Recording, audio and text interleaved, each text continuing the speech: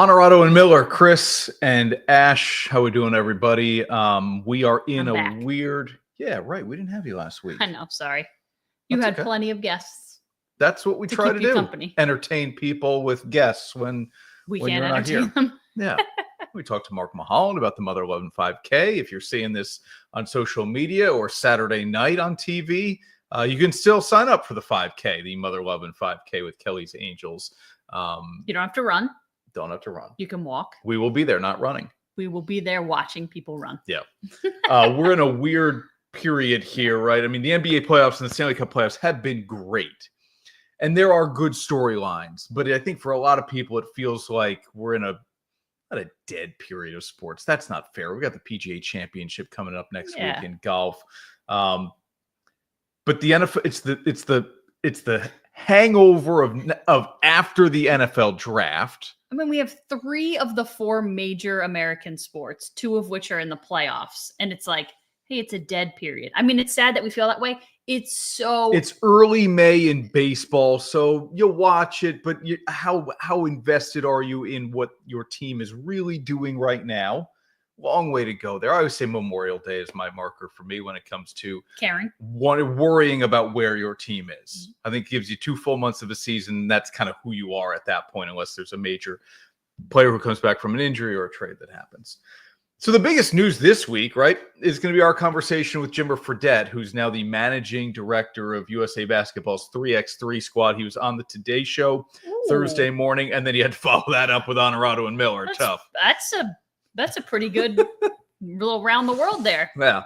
So we'll talk with Jimmer coming up, but we're going to focus in on the NBA playoffs here, what the Knicks have been able to do so far. And of course, we'll talk some baseball as well. Aaron Judge just continues to assault pitching.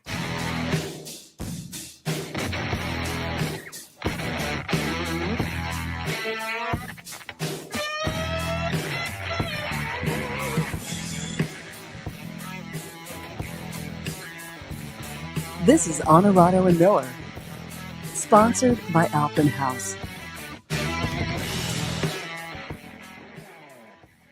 Alpen House, Marcella's, Bev's, Novice, and Performance Industrial. Speaking of, we'll have that Dirty Difficult done coming up here in a little bit on the show. All right, everybody is talking about what the Knicks have been able to do here. And in these first 2 games, I have given up around the point that they went to overtime in game 1. And then I think they were earlier in game 2. I think they were up. I think Boston was up 18 when I tapped out in Wednesday night's game. Either way, the lead grew to 20 points for the defending champs. And on their home court, the Celtics weren't able to finish off the Knicks. And part of me is like, don't shoot so many threes. But they had a 20-point lead while they weren't making threes. Right. So for the crowd out there that's like, oh, Boston doesn't know how to finish games. They can't score unless it's a 3 or a layup. That's not true. I mean, they had a 20-point lead while shooting poorly from beyond the arc in these first 2 games of the series. I'll get down with the first side of that like they can't finish games. Yeah. Obviously. I don't know what it is. I mean, there are turnovers late in these games. There are bad shots. They're generally 3-pointers that they take and miss. But there's something, I think, more credit has to go to the Knicks here. When it gets to the fourth quarter, the defense tightens up. This is a Tibbs playoff defense right now. And I know he won Clutch Player of the Year, which, who even knew that was an award? Jalen Brunson has been unbelievable in the clutch, not just in this series, but even going back to the series against the Pistons.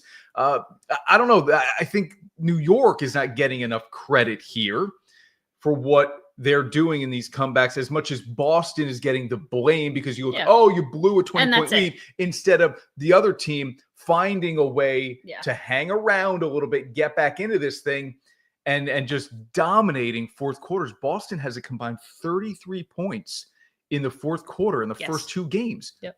2 fourth quarters, 33 points. You should score that in 1 fourth quarter. But I think you're right. I think anytime you talk about a 20-point lead disappearing, disintegrating, I think always our perspective, even as a culture, I think it's just kind of all over the place, is to always look at the team that blew the lead not the team that made the comeback. Unless, of course, you're cheering for that team. I think if you're a Knicks fan, then you maybe see it a little bit differently. Sure. Like, oh, look how well they played, and they locked down on defense, and all the defensive plays they made in clutch time, as you call it. But it's the defending champs, and you have 2 20-point leads. So much of what I read today on Twitter from writers was like, the Celtics have been lazy and assumed that they were going to cakewalk through this series, and this is what they get. Like, you go up 20, and now you're like, okay. But once you do it the first time, I know. you can't do it again. No. You can't let it happen again. Yeah. And I know we say all the time, oh, playoff basketball is different. This is proof. The Knicks couldn't beat any of the good teams in the NBA in the regular season. Couldn't beat the Celtics. It hadn't beaten the Celtics, right? Swept in the regular season. When you throw in the Cavs and the Thunder, and for a long time we were considering the Lakers because they were a top 2-3 team in the West. The Knicks were one and whatever. I mean, they couldn't beat any of those teams. And now in the first 2 games of this series against Boston, they have 2 wins. Pretty incredible. Is all the talk going to be, well, this isn't the good version of the Celtics. Wait until they play good basketball, then they won't beat them.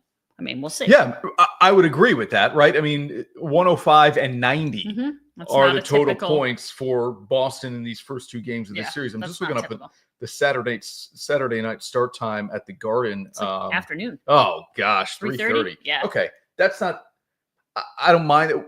We'll be able to see that. We had an event Saturday night. We'll be able to see that. I was thinking to myself, I need to find a TV to watch. I need to see what that environment is like at the Garden. Wild. I don't know that we've seen it in 20 plus years. I mean, you're talking about Knicks up 2-0 on the Celtics going back home. It's going to be insane. Yeah. And it's going to be pretty awesome. Yeah.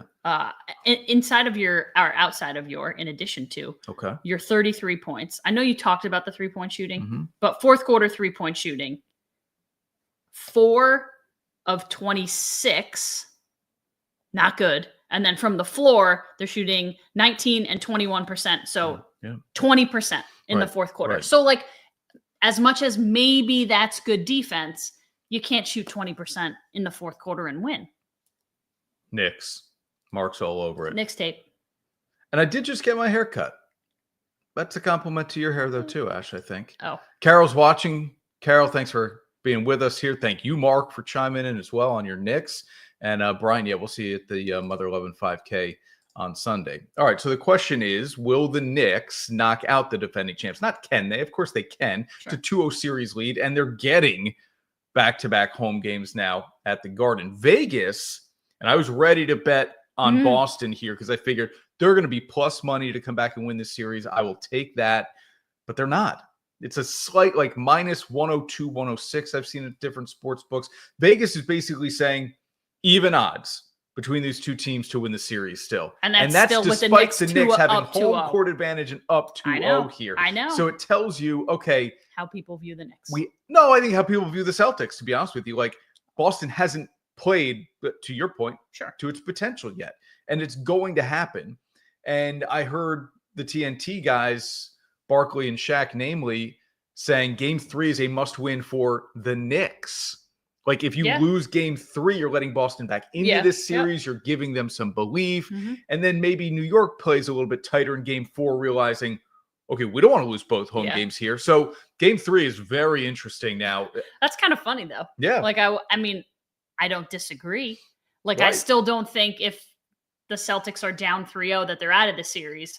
But I think when the perspective changes, when it's 2-1 now, you think, well, maybe this isn't going to go so well. Yeah. And I think if you don't think these players hear all of this stuff, you're out of your mind. So like when we talk about, oh, it's a must-win game for New York, and all the chatter about, oh, it's the Celtics blowing it, not the Knicks coming to take it. Those Knicks guys are going to get tight. They're going to get tight even in this game coming up on Saturday. So which, too many days off. Before we answer the question here, who you want that Saturday game at the Garden? Before we answer the question of will New York knock out the defending champs, we're getting a little statty here, but I'll throw this one out too. when teams go up 2-0 in an NBA playoff series, and both of those wins come on the road, that team is 30-5 in the series, 85% clip, I would think it works out to be. So, yes, a big number, 85, but there's still 5 instances of teams that lose the first 2 on their home court and come back to win that series. And I think that's going to be the case for Boston here. I think Boston eventually shows up. They start to make shots. They're going to have to grind these out at the Garden. There will be no 20-point leads in the Celtics' favor over the next 2 games at Madison Square Garden. I don't think so, but I still think Boston's the better team. Mm-hmm. And I think eventually, like, Jason Tatum has to look at the other side and see what Jalen Brunson is doing and think, whoa, wait a minute. I'm the better player. I'm on the defending champs. I need to become the best player on this night. And so I'm putting it on Tatum here to will his team to a couple of wins in New York. Listen, you can't be Jason Tatum and score 14 points a game. Yep. Like, it's just not enough. It's not good enough. And I think for me, I feel like the number is like 110. If the Celtics can get to 110, I think they win any of those games for the most part. But like you said, it's a Tibbs defense. It's a playoff defense. It's been really good. And for as much as the NBA does not play defense, they play it in the playoffs. No doubt. Or at least they try. How good has OG Anunoby been? Oh, yeah, he's incredible. Oh, my God. Mikal Bridges can't make a shot to save his life for most of this playoff series, but 2 steals to seal back-to-back wins. And obviously, he had a very big fourth quarter in game 2 to keep the Knicks in this thing until Brunson was able to come back off the bench and do what he does. So, okay, are the Knicks going to finish off the Celtics? Will they win this series? Yes. That would mean they're going to the conference finals. Woo! Last time it happened was 99-2000. They went back-to-back years to the conference finals. They won the East in 98-99. That was a strike-shortened season, I believe, and lost to the Spurs in the NBA Finals. That was Allen Houston, Larry Johnson. Fun teams. And then the year after that, back to the conference finals again, lost to the Pacers, I believe, who then lost to the Lakers in the NBA Finals, if my brain is remembering here correctly. You threw this stat in here, right? 20% from the field in fourth quarter, 4 of 29 from 3-point Yeah, not range. good. I mean, but you've said it's not just the fourth quarter. And the 3 is what they live and die by, the 3. They and missed that's 40-some threes in game 1. Listen, when you're taking 40 plus threes a game, you're going to live and die by it. If you're going to miss that many threes, instead of working the ball inside to get high percentage shots, this is how it's going to work. Yeah, look, too. I mean, they don't have an inside scoring presence, really. Horford and Porzingis are perimeter bigs. And the Celtics set NBA records this year in terms of attempts and makes, right, from 3-point range. But it's kind of, what do they always say, and that's that you live and die by the 3. That's how it works. Yep. You're hot, great. You're not, really not good. Yep. All right, we're going to take a break here on Onorato and Miller. We'll come back in a minute. Jimmer Fredette coming up in about 10 minutes here. Aaron Judge, though, is tops in base. I mean, is it possible? Here we go. Hyperbole. Is it possible he's having a better season now than any of his either 2 unanimous MVP seasons? Yeah. Crazy. I think it's possible. Back right after this. Grab the family and get on the water in style with a Barletta pontoon featuring the power of a Mercury outboard motor. You'll be slicing through the waves with a smoother, quieter ride, leaving you to relax and soak up the sun. Whether you're cruising with a family or tubing and skiing, Barletta and Mercury will give you the best ride on the lake. With their unmatched reliability and refined performance, Barletta and Mercury won't let anything hold you back from having a summer you'll never forget. So don't wait. Stop by Alpenhaus Boats and start your next adventure today. Check out our great selection on Route 30 in Amsterdam and online at alpenhausboats.com. I'm Jeff Ukelek. I'm owner of Bev's, and we're a beverage center in upstate New York. You're just going to have that wow component when you come in, like, wow, look at this place. It's bright, it's clean, it has everything that I need. Consumer is king. Be able to provide them a friendly environment and a place to shop, no matter where they are, whether they're down here in Saratoga or whether they're up in Queensbury. You're always going to get the same experience when you shop at Bev's. At the end of the day, if you walk in your stores, you're going to see a lot of people that have a lot of pride. And now, back to Onorato and Miller. Sponsored by Alphen House. PGA Championship next weekend, which will be fun. You may have seen the post from Dottie Pepper on social media about News our Channel guy, 13 alum. Andrew Catalan, in a big chair for that tournament, which is awesome. And of course, Dottie is the on-course reporter. A lot of Capital Region love in that. Yeah, they get to work together a lot, which is really cool. All right, Aaron Judge has 2 MVPs, both of which I believe are unanimous. Last year certainly was. Maybe Shohei has the other unanimous. Either way, they have been overwhelming MVP awards for Judge. And yet look at what he's doing here. This isn't through 30 games, but it's a 400 average currently, 12 home runs, 34 RBIs, an OPS out of this world, 56 hits. They all are at least tied for the Major League Baseball lead, not just the American League. This is tops in all of baseball for Judge.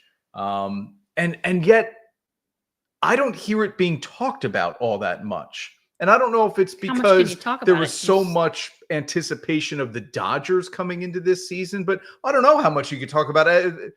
Networks are on 24 hours a day here. Like, it feels like we could have a little more perspective on what Aaron Judge is doing here so far this season. But I don't know why. Maybe because the home run numbers aren't as out of this world as they've been in the past. The RBIs are crazy. The average up until last week was 415. Yes. And now he's down to 400. Yeah, he had which an are 0 for 3 or 0 for 4 on Wednesday night, and he literally dropped from 412 to 400. I mean, look, when you're up that high, you lose points pretty quickly. Yeah, no doubt. Yeah. Yeah, I mean, I always say this to you, there have been times in every season, and this season is far from over, but I think for the most part, when he swings through a ball, they're really good pitches. And it's not like he's taking swings at bad pitches or doesn't look lost. He hasn't, not at any point this season that I've seen, look lost at the plate. And there were plenty of times in past years where he would go through stretches of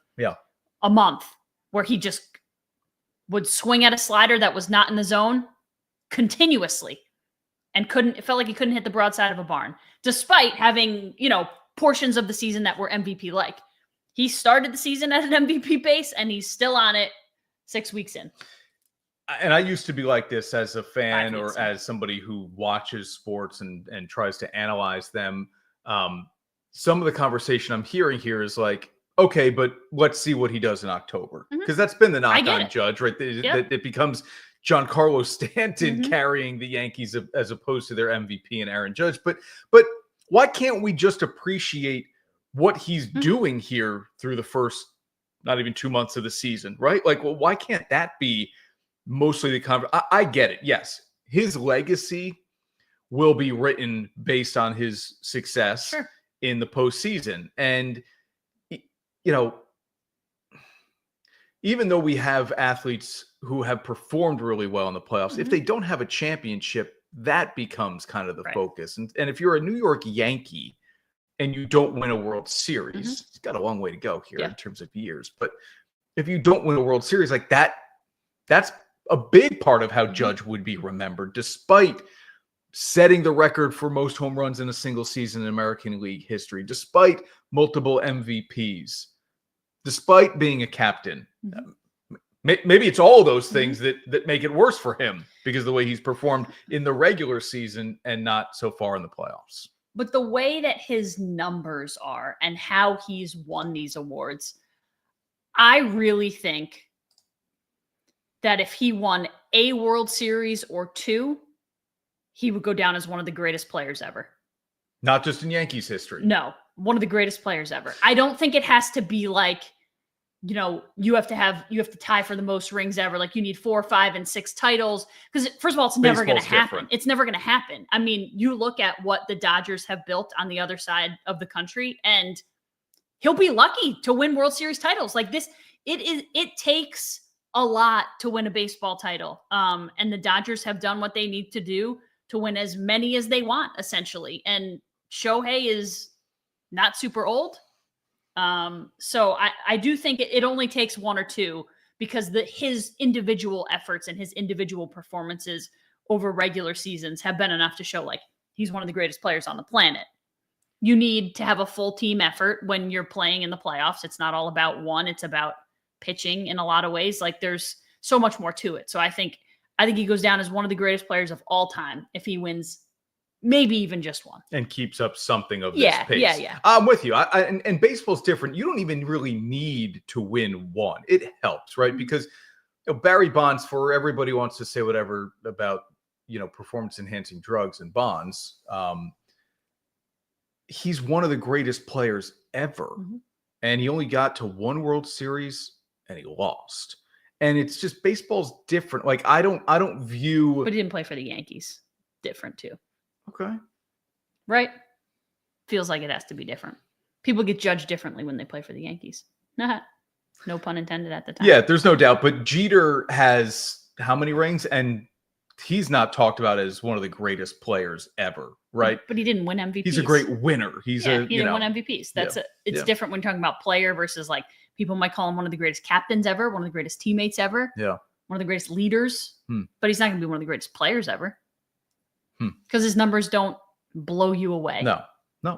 Okay. Bigger surprise going in the American League here. The Athletics, a team that doesn't have a city. We just call them the Athletics this year. They're playing in Sacramento, but they're not the Sacramento Athletics.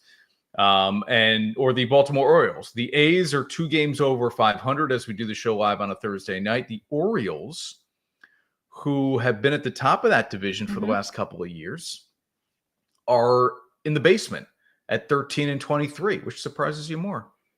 Maybe the Athletics, to be honest with you. Yeah. Only because, listen, more than 5 years ago, the Orioles lived in the basement. Yeah. So it for me, it's not hard. I understand they're a very different team. It's not hard to imagine the Orioles not winning the division or being a subpar team. The Athletics haven't been good since Jose Canseco. I know. Yeah. But it feels like it's been an eternity. Hey, it's funny that you Canseco there. No, Ricky Henderson, Canseco, McGuire, I know it's a little more recent than that, but I think of is like people wearing, brown paper bags with the cutouts over their heads, like because they don't want to watch the games. So yeah, for me, I don't know that the A's did much of anything in the offseason, and yet they're a very much better team. What's funny is, you say that, and I think that's generally how people view the A's and what they did or didn't do. But the A's spent more money this past offseason than they have in a number of off seasons combined. They just don't spend as much as everyone else. But it's like, Luis Severino was a big jewel of the offseason for Oakland. But that's pretty good. Yeah, look, they're building it with people like, Brett Rooker, who's a good young player. Tyler Soderstrom's a good young player. Shea Langoliers is a catcher, power hitting guy. They have some players. If you'd really have to watch them to, they've got some talented guys here. 20-18. It's not great. I but think it's Baltimore good. for me. Like Adley Rutschman is not living up to what we all kind of expected him to be. Outside of Gunnar Henderson, Baltimore doesn't have a lot of pitching. Holiday's been better. Yeah. Yep. Cedric Mullins is still a good player. He's and fun. So I just think, would it be 10 games under 500, it's right? A lot. To be worse than It's a lot. To be worse than the Braves after an 0-7 start, to only be 7 games better than the Colorado Rockies. Like that, I don't know. Baltimore's a surprise for me. But the bigger NL surprise here, Pete Alonso's start when you look at average, or Juan Soto's start. Soto did just hit 2 home runs on Wednesday night in back-to-back plate appearances. He has 7 homers so far this season. Alonso has 9. Alonso's power numbers have really always been there. The average, big time this year. Yeah, I think I got the feeling, and it was funny when we were having this conversation last playoffs when Alonso had done almost nothing all season long and then showed up in a huge way for the Mets in the postseason. Mm-hmm. And we basically were like, well, he just got a contract for next year. And it took a while, but he got a contract from the Mets for next year. And it started to feel like, okay, he's back and his bat will be back. I think I'm more surprised by Soto only because, listen, he's Juan Soto, and we've never seen him play all that. We've never seen him hit all that poorly. We've seen him field somewhat poorly, but it's been a long time since we've seen him hit poorly for average or power either. And it's not like the change of scenery is never a thing for me. Like he's playing in New York under the bright lights. It's still the Mets. He's making a lot so of money. You don't think pressure of the contract, new team expectations? He's been making a lot of money prior. No Aaron Judge hitting behind him. There wasn't pressure with the Yankees? Sure. Plenty. Of course there was. So what is it that much more pressure for the Mets? No, never. There's always more pressure in Yankees pinstripes. Yeah, I mean for me it's Soto. Okay. But again, maybe it's the idea of like you're more surprised by the bad and don't give as much credit to the good. I'm more surprised by the 328 on your screen and just the average. And this was over 340 for a while. Yeah, I mean, look, baseball, not just the Mets. Baseball, it basically said to Pete Alonso, we're not all that interested. You're on the other side of 30. You're a right-handed hitting first baseman for whatever reason. Teams view that differently than a left-handed hit. Right. And we just 2 years, $54 million was the best he could get last offseason on the open market. And now, I said on last week's show, he's the MVP of the National League right now. And he has an opt-out in his contract. Even if let's see, he finishes at 290 and he hits 40 home runs and he's got 100 RBIs, he's opting out. And I don't know that he's going to get, again, a long-term cut, but a 4-year and at 30 a year, like he will be able to cash in a little bit more than he did. And it'll be interesting to see if Steve Cohen decides then to keep him. After some of the things that were said last offseason from Cohen and how the way negotiations were going with Pete Alonso. We'll see. Pirates are the Pirates still. Quick trigger. 12-26 start. They've lost 7 in a row. And they fired Derek Shelton on Thursday, the manager, after 5+ seasons. You see the record there on his screen. And GM Ben Cherington, ownership, said, we're making this move to fix things now. Good luck.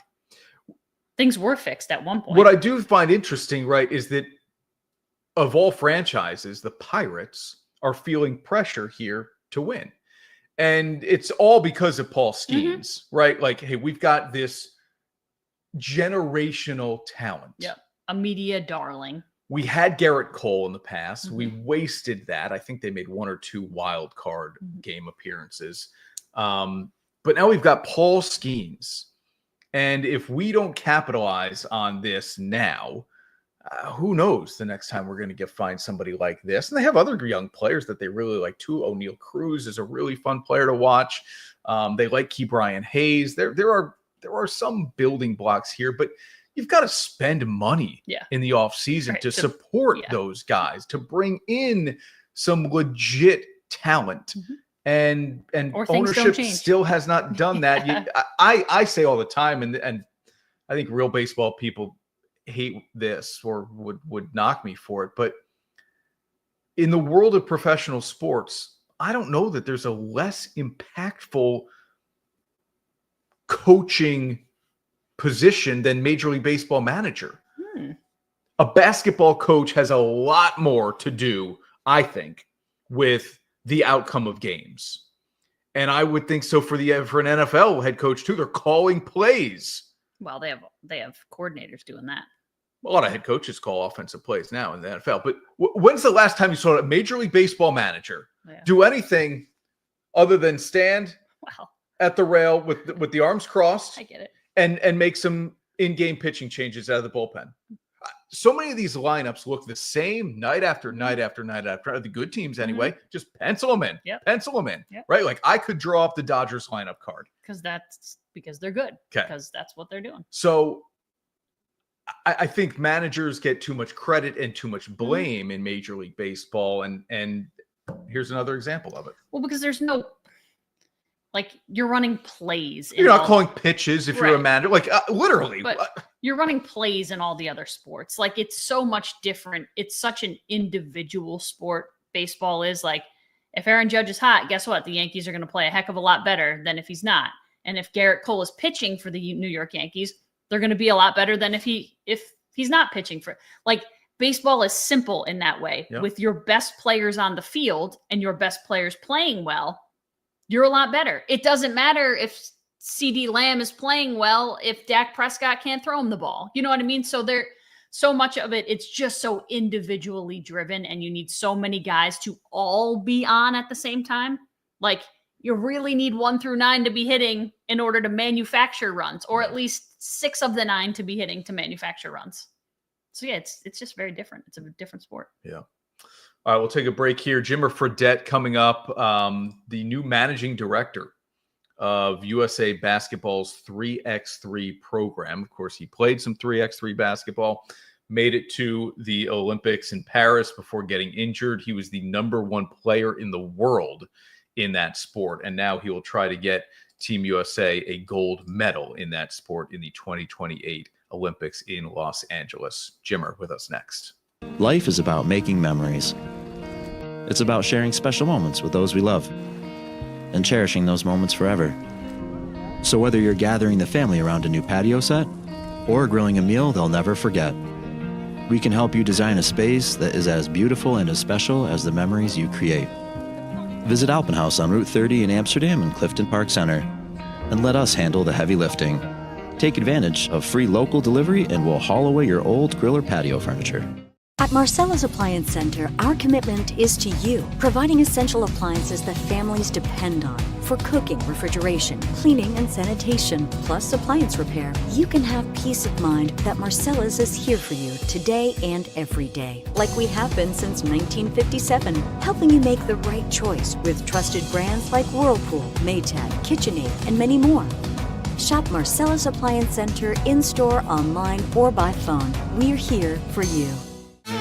And now, back to Onorato and Miller. Sponsored by Alpenhaus.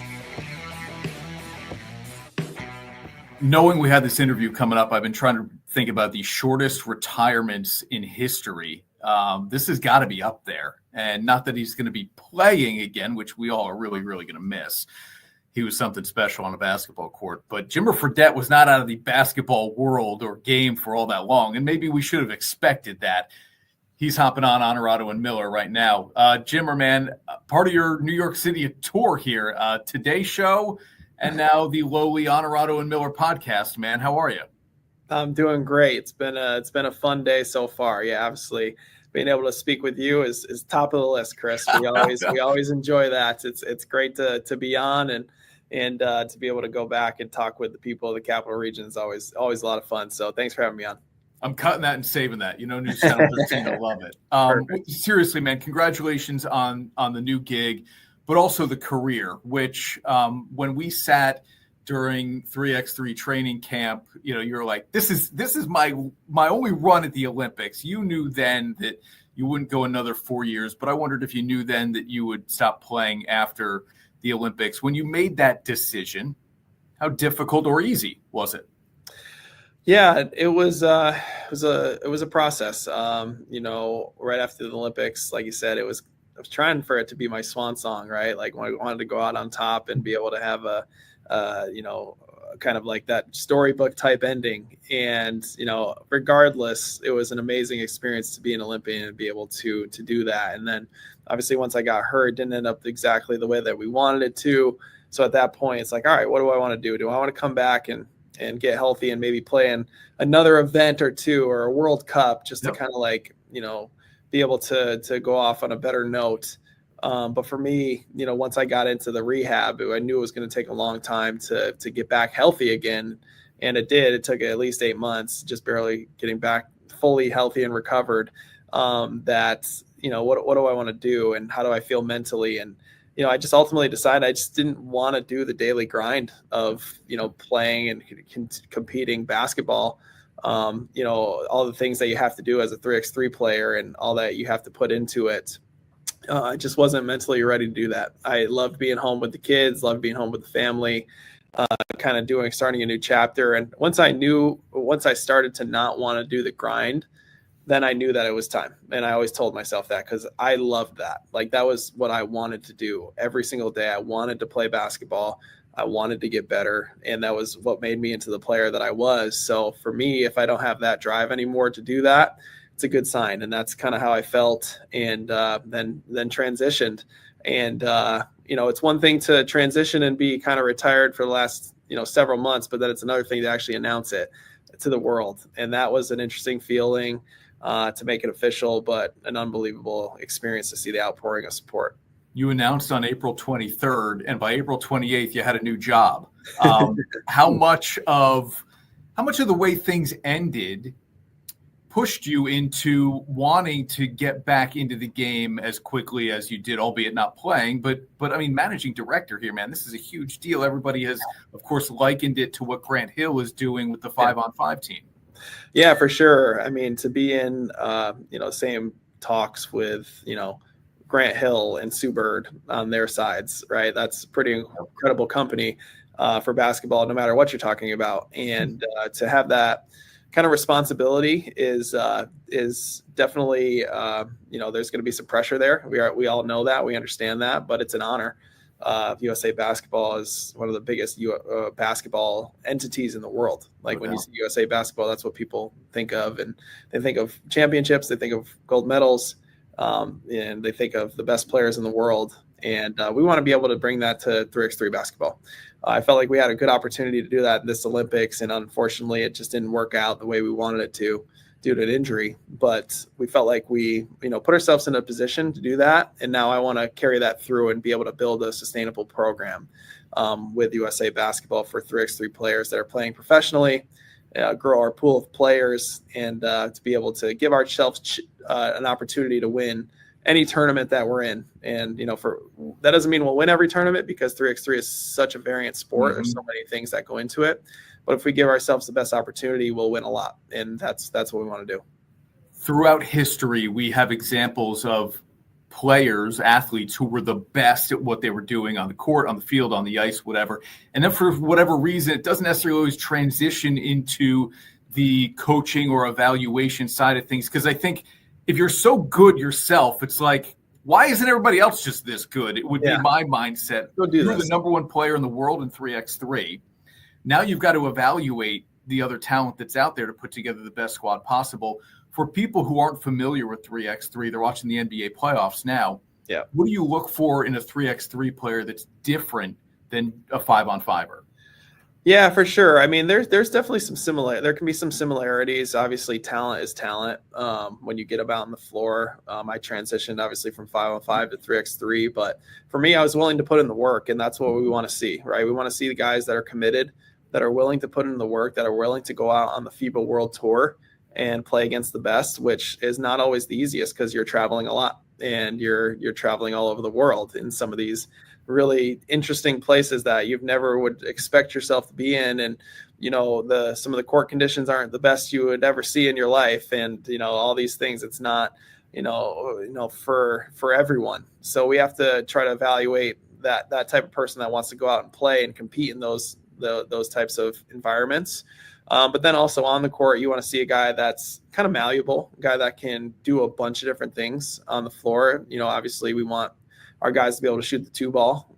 It's such a big part of the sport now. If you can hit twos, you can win games. So we want our guys to be able to shoot. We want our guys to be able to, play multiple positions, hopefully have some size on them. Not necessarily even height. It's more of, how big they are and how strong they are and how willing they are to battle, because it's a physical sport. So we're looking for, tough guys that are competitive, can do a lot of things on the court and, shoot a little bit. So, you're looking for, 4 of those guys And I think we have obviously a huge pool of players that we can pull from, but not everyone wants to play it. So it's like, all right, we got to figure out the guys that really want to play it and commit to it and want to be good at it. And I'm confident we're gonna continue to find those guys. We have some really great guys on tour right now that are just crushing it, playing super hard, playing well, and we're just going to continue to build from there. The trick shots are back on social media. I did notice that. When is the last time you shot a basketball with a little bit of like energy behind it, where maybe you got a sweat in and you were putting up shots? Yeah, I've played two pickup sessions for the last 9 months. That's it. I've only played 2 pickup sessions. What does that mean, a pickup session for you? Like where I just went out and played with some friends that invited me out and played, just like just went out and like, hey, we're going to run up and down and play a little bit. So I've done that twice. And other than that, I haven't played basketball at all. Like I've just been doing trick shots, and I've been shooting. I shoot outside with my son, like in our yard. He loves to go out there and play some games. But other than that, I haven't really shot a whole lot. I know when I do shoot it, it feels good still, but I haven't been doing anything competitive like that for basketball in a while. Shooters always shoot, man. You've always been in phenomenal shape. This is one thing I've just always noticed about your work ethic. You've always been in phenomenal shape. You're incredibly disciplined. Your workouts have always been exhausting and detailed. Since you've been retired, are you cheating here? Are you eating things you shouldn't eat? Are you binging shows you've never done before? What's that look like? I'm definitely enjoying life. I'm enjoying the finer things. But I still eat fairly healthy. Like I'll just continue that. But one thing I do is I work out every single day. I don't play basketball, but I work out every day. Except for Sundays. I always take Sundays off, but every day I work out. So I get into a routine of my lifting and cardio workouts. I've been going on longer distance running now, which I have never done in my life. So I get out for, 5, 6, 7 mile runs, a couple times a week. So eventually I'll start training for something, right? Whatever it is, like I'll get into like Spartan races or Tough Mudders or a half marathon or something like that. Like, just because I do like to train something and I like to be disciplined in training for something. I enjoy that. Like, it gives me something to go to the gym for. So I'll get into that stuff eventually. But yes, I like to stay in shape for sure, just because it makes me feel good mentally and makes me feel like I get to go out there and do something. And then after that, I feel like I can eat whatever I want after that. So that's the biggest thing. I work out so I can eat. Martha's ice cream back in the day. 100%.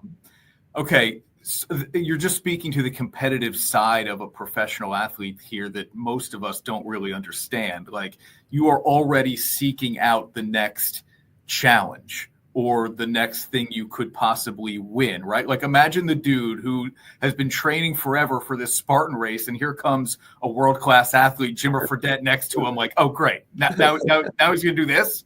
Yeah. It's great. I mean, I love it. Yeah. There's always something, that we can compete at and get better at.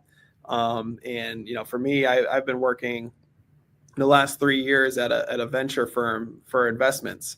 I've been doing that as a partner in a venture firm out in Utah. And even that's a little bit competitive, right? Like, trying to find the right deals and trying to, get it in from the other VCs that are trying to get the raise. And I like that type of stuff. There's always a new challenge and something that I can get better at. Whatever that may be. And obviously in this managing director role, that's something that's very competitive for me, of like, how do I stay in front of the other countries? How do I find the right guys? I'm also in sales because I'm trying to sell 3x3 to people that have never played before, and trying to get them to come out and try the sport and tell them why I think they would be good, but also why they'll love it. And then once guys try it, they usually really, really like it. And then at that point you can kind of get them hooked a little bit. What's the most difficult part of selling 3x3? We all grew up playing 2-on-2, 3-on-3. Like, there's a familiarity to it. I know there are intricacies within this specific FIBA sport, but what's the most difficult thing to sell guys on?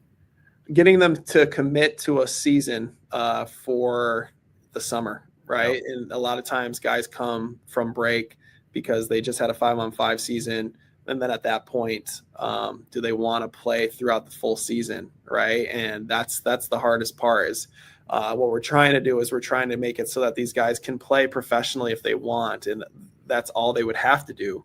But you have to make the money work for them. And obviously, if you're playing 5-on-5, depending on where you are, you have more money in 5-on-5. So it's like, how do we get guys to come and play professionally and take it seriously and actually go out and commit to it? So that's the hardest part. Once they play the actual sport, they love it. Like, that's the easy sell. Once you get them out there, that's the easy part. The harder part is getting them to commit to go to Mongolia to play in a tournament, to go to Cebu, Philippines to go to a tournament, to go to Japan or the Middle East or wherever it is to go play in these tournaments, because there's not a lot in the U.S. So that's the hardest part.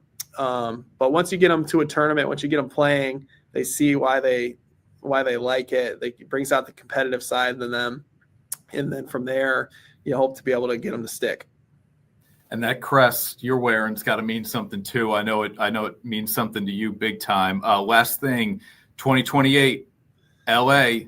How positioned are we as a country in men's 3x3? Yeah, no, right now we're still positioned well. We're considered the second team in the world right now, right behind Serbia. Mm-hmm. Well, we do expect to be able to pass them in the next couple of years for points earning, which would mean that we'd be hopefully the number one team in the world, going into 2028. That's the goal. That's what we would like to do, while at the same time, trying to create a bigger pool of players that we can choose from, right? And in order to get people eligible for international events, they need to play in at least 2 FIBA World Tour level events, which means they need to play on the FIBA World Tour in order to do that. So we're collecting a group of players. We had nationals last week in Phoenix that went really well. That were new guys came into play. Some of the other guys that have been playing came into play. We had a tournament, so I think we're growing that pool, and obviously we have some time to continue to do that throughout these next couple of years. But I'm excited to have it here in the U.S. because it's going to heighten everybody, heighten the experience, and also, people are going to get to know what 3x3 is more for the next couple of years going into that Olympics. Which puts more pressure on us, but at the same time, we're going to get more guys to play because of it, I think. So I'm excited for it. The 24 court was in the shadow of the Eiffel Tower. The 28 court, I don't know. I'd be the one complaining if it were out on the beach because of the wind, but yeah, that's what bad shooters do, is complain about the outside elements, right? Hey, if there's any wind involved, I didn't like that. I was like, you got to put it somewhere where it's completely dead. Put wind blockers around the thing. I don't care what it is. Like, I don't care about the sun, the heat, all that stuff, but the wind as a shooter, you don't want that. No, Chris, it might make your shot better. Actually, it might be a little bit, and it might just bring it right in. It's like my golf shot. Yeah, I'll take any crosswind I can get. That's right. Jimmer, man, I know you are slammed, especially today with this stuff. So thank you, man, sincerely. No problem. Thanks for having me. Appreciate it. We'll talk again soon. I'm Jeff Ukelek. I'm owner of Bev's, and we're a beverage center in upstate New York. You're just going to have that wow component when you come in, like, wow, look at this place. It's bright, it's clean, it has everything that I need. Consumer is king. Be able to provide them a friendly environment and a place to shop, no matter where they are, whether they're down here in Saratoga or whether they're up in Queensbury. You're always going to get the same experience when you shop at Bev's. At the end of the day, if you walk in these stores, you're going to see a lot of people that have a lot of pride. The great thing about Novice is no matter who you are, they're going to put all the detail in the world into your brand. I feel like they have been a big part of my success, making me feel comfortable. This is Harrison Butker, Super Bowl champion kicker for the Kansas City Chiefs. Claim your crown. And now, back to Onorato and Miller. Sponsored by Alphen House. We obviously talked about Jimmer becoming the managing director of 3x3 basketball last week. Ash, though you weren't here for that conversation, your thoughts? I'm happy that he's staying in basketball. Yeah, and you knew he probably would, but at that level, that's kind of cool. Like, they clearly are, I don't want to say like cashing in on, but he's got a name. He is somebody. Yes. He has a reputation, and obviously was really good at 3x3. I just want to call it 3-on-3. I'm glad that you don't. I like it. I'm into 3x3. 3x3. Yeah. So yeah, I'm happy for him that he's staying involved, and he's always said, we always say it, like one of the good ones that you always want to see do really well. And you heard him mention there in the interview, he's doing like some venture capitalist work with a company in Utah. He could do summer camps for the rest of his career if he wanted. You could go to Glens Falls every summer, and every kid in Glens Falls would go to his summer camp. Yeah, but he's enjoying home life, family life as well. And so this is a job that will be demanding. The expectations are through the roof. Like, hey, we are USA basketball. We expect to win gold. It doesn't matter what the sport is. Right. When it comes to the Olympics and the gold. US, it's like, you better win gold. And he'll be motivated more because he didn't win. Yep. That'll be a real trigger for him, I think. Like, all right, be a part of it and go win gold. Yep. And he can still get a medal. Like, he'll get a medal. When you're involved like that, you'll get a medal. Yep. Good for him. All right, let's get back to the NBA playoffs here. We've got some NFL stuff to hit as well before we say goodbye this week. And now, Dirty, Difficult, and Done. Sponsored by Performance Industrial. Bill Miller and his great squad at Performance Industrial, where there's never a job that's too dirty or too difficult for them to get it done. We say the Warriors are done without Steph Curry. There's no question mark at the end of this sentence, Ash. No, there's no period either, though. So really, all right. really, it's open-ended. It's not a question or a statement. It is you choose. Okay. Are they done or are they not done? I say they are not done. Okay. I don't know what done means. Done means they won't. They lose the series. Okay. I say they are not done. Make them done. I say they are not done. Okay. If they're done as title contenders, yes. But I don't think that they are done in terms of being able to win this series without Steph Curry. They still have the potential of playoff Jimmy. Jimmy Butler has led other teams playoff Jimmy through playoff series. But he could have used them. So against the Cavs. I could have used them for more than just, but so I don't think they're done. Remember, Golden State has a 1-0 series lead here. Curry only played 13 minutes in that game one. It's been the Warriors' defense. They held Minnesota to 88 points in game one. I don't think they're done. It's not going to be easy. I don't know that Steph even comes back in this series, and that's the reason. I mean, they're saying he's out through game 4. Yeah. But then he gets reevaluated, and he has said, "I'm not going to rush back." Right. Hamstrings are tough. Yep. Hamstrings are tough for any athlete, but basketball, not easy. So I say they're done because I don't think he's going to come back in this series, and I just don't think they win a 7-game series without him, even with a 1-0 lead. He's one guy I will not question his desire to play. No. But interesting to hear, I'm not going to rush back. Why? It's the playoffs. Right. This isn't November. This is, you've got all off season to rehab the thing if you aggravate it further.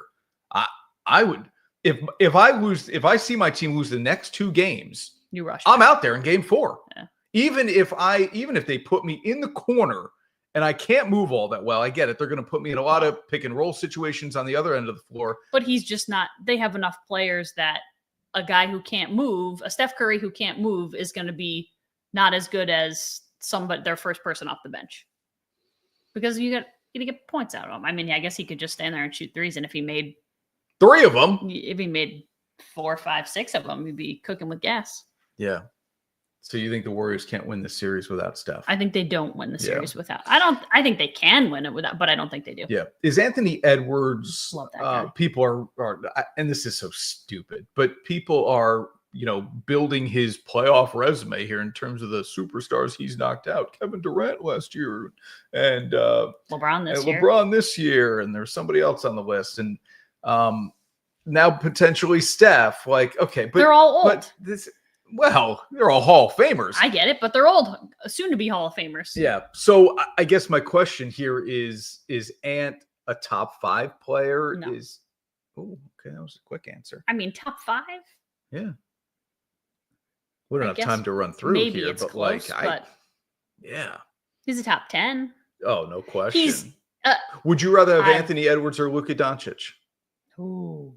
I'd rather have Anthony Edwards because I like his personality, and I just think he's a team player. Like he's got good energy, good dude, and I think people knock Luka more than he probably deserves.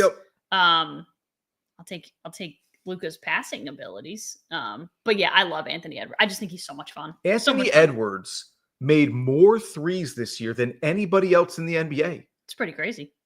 That's a good trivia question because I wouldn't have gotten it right. People think about Anthony Edwards. Oh, he's this athletic freak who can get to the rim. He made more threes than anybody else in the NBA this year. That's wild. The guy is an absolute superstar. He's not like he is a superstar. He has arrived. And yet I still think the Warriors can find a way to win this series. What a good pick for them. What a good pick. So some of them, it's just like, okay, he's the number one. And Edwards was that year coming out of Georgia. Like, he's the number one pick. You take it. Let's hit some of these here. Mike, yes, we will see you Sunday, buddy. We appreciate what you're doing for us. Mike, got your shirt. Mike is going to run in memory of Nash, which is awesome. Jeff Casey, it's always good to see you, buddy. Carol, quick answer. No, we are not running. Normally we would walk. And we are not hosting. Normally, this is Mark Mulholland's deal. We are simply there to support Mark, obviously, but also Mike Newhouse. Mike. And we're not running because Mike, if we tried to run, Mike would beat us, and Mike will be carrying a flag. Yeah. And we got to be at the finish line to meet Mike, so we can't run because we're too slow. Yeah, we'll not going to be a ton of mingling. We'll just we'll be there, just hanging out. And Jeff says another Glens Falls player that might like the 3x3 game. There's no doubt. I mean, the way Jimmer describes a player, like the one thing, but Jimmer didn't have it either. Jimmer was big on we need guys with size. Yeah, there seems to be that. As in addition to the ability to shoot the basketball. So we'll see. All right, let's run through some of these NFL headlines in the final couple of minutes we have on the show. Rookie camps open. Of course, everybody's going to be talking about Cleveland and Dylan Gabriel and Shedeur Sanders. And that Friday will be the first day for Cleveland in terms of rookie camps opening. And it'll be the first opportunity for Shedeur Sanders to put all of that draft slide talk behind him and be a good teammate. Right, that's got to be step one for Shedeur. That's just be hey, I'm here to work my butt off. I'm going to be a good teammate, and then two, he's got to display some of the skill in these practices and camps that everybody said he doesn't have the right. Okay, I mean they've got 5 quarterbacks. Well, they don't really. I'm not sure they have one, but they have 5 on the roster. I mean, Deshaun Watson. To become the starting quarterback of that team is not going to be a small feat. No, in fact, week 1, I think it's probably Joe Flacco, right? But the Browns have a difficult. I think, Deshaun Watson doesn't play, so you put him on IR. That's okay. You cut Kenny Pickett or you trade him for a nothing kind of pick. I think you keep Flacco. You have to keep Gabriel. He's a 3rd-round pick, and I think you keep Shedeur Sanders. Those are probably the way they roll out. Yeah. Cowboys get George Pickens from Pittsburgh. Does that do anything for you? I mean, it proves to me that Pittsburgh doesn't really want to win. No quarterback, traded away one of your best wide receivers. When I saw this, I thought, how does this now become an attractive situation for Aaron Rodgers? The idea of Pickens and Metcalf, Freiermuth, okay, cool. Yeah. Now you're telling me it's Metcalf and they didn't draft her. And I know. And I wonder if there's more to it. Well, he's been a problem. Yeah. We know that, but enough to trade away your best receiver? Could be looking at a training camp deadline for Brock Purdy and the 49ers to come to an agreement on a contract. And again, the Steelers still waiting for Aaron Rodgers, the storyline that will not go away. And never does. Probably not for a little while here. Thanks for watching Onorato and Miller, everyone. Have a great weekend. We will see you next week, Wednesday next week.